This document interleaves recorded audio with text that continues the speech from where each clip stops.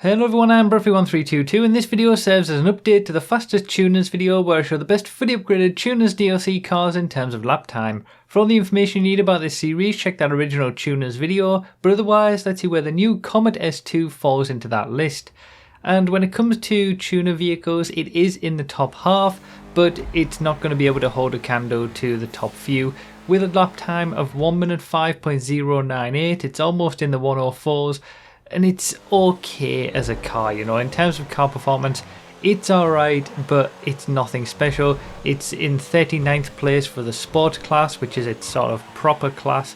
And yeah, it's a good almost 2 seconds per lap slower than the Calico GTF when it comes to tuner subclass races.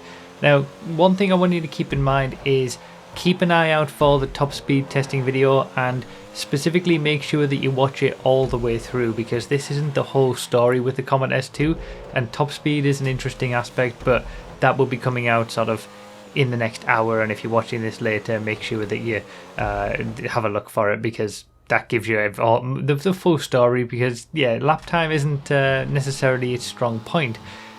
Obviously it's a couple of tenths of a second slower than the Euros here, as we've just seen, and when you're comparing the Comet S2 with the Calico side by side, yeah, it just kind of loses speed everywhere, honestly. It's not too bad in terms of straight line speed, but it doesn't have the acceleration the Calico does. Obviously the Calico is all-wheel drive, so it gets incredible acceleration out of most slower speed corners. It doesn't have the cornering ability that the Calico does, and it kind of feels a little bit understeery under braking. It's not the most pleasant car to drive, but it's not terrible. It's just it can't really perform around the corners like some of the top cars can.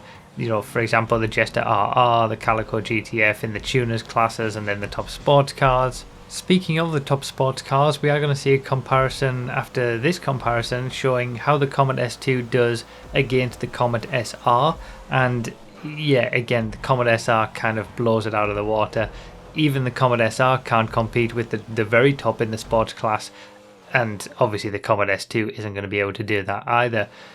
It's actually got a very similar lap time to the regular Comet, the Comet S2, and the Comet Retro Custom is only a little bit further behind that.